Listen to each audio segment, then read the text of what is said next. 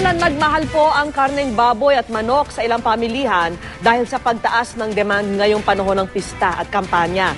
Pero pangamba ng isang grupo, posibleng mas sumipa pa ang presyo ng karne dahil sa umano'y paglimita ng Department of Agriculture sa mga meat import. Saksi si Bernadette Reyes. Bida na naman ang mga lechon at iba pang putahing karne sa sunod-sunod na mga pista sa buong bansa ngayong tag-araw. Pero habang ubos-ubos biyaya ang marami kong maghanda sa mga ganitong okasyon, apektado naman ang presyo ng karneng baboy at maging ng manok dahil sa sumipang demand para sa mga ito ngayong tagpista. Ayon yan mismo sa Bureau of Animal Industry o BAI na may namonitor na 5 hanggang 15 pisong pagmahal sa karneng baboy at 5 piso naman sa manok. Pati eleksyon, may epekto rin daw. There is a big demand. This is fiesta season, so talagang malaki ang demand. And of course, election time. So maraming pinakakain ng mga tao. Dapat nga, 200 na eh. Eh problema, di ba kami pwede magtaas dahil hindi makaya ng customer. Kaya ang mga mamimili, kanya-kanyang diskarte. Sometimes may 1 kilo kung you have enough budget.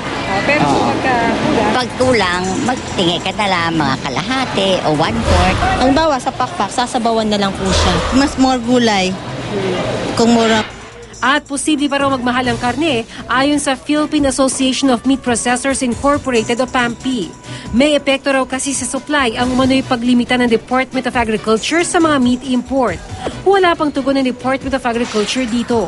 Hiwalay na usapan pa ang posibleng epekto naman ng mainit na panahon sa supply ng baboy. Kadalasan galing sa mga commercial producers ang mga karne ng baboy at manok na ibinabagsak sa mga pamilya ng problema. Merong mangilan-ngilan na nagtigil ng produksyon dahil sa matinding init na nagreresulta sa pagkamatay ng ilan sa mga alagang hayop. Pero paglilinaw ng BAI, mangilan-ngilan lang daw ang nagtigil ng produksyon kaya hindi raw dapat sumipa ang presyo. 1 peso increase sa retail.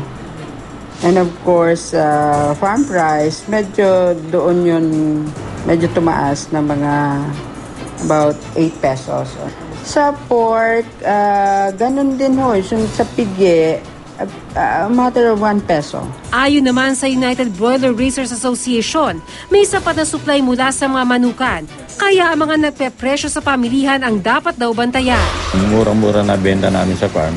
Dapat naman, kung busy nila yung mga retailers, ibaba naman yung presyo para makinabang yung mga consumer. Ako si Bernadette Reyes, ang inyong saksi.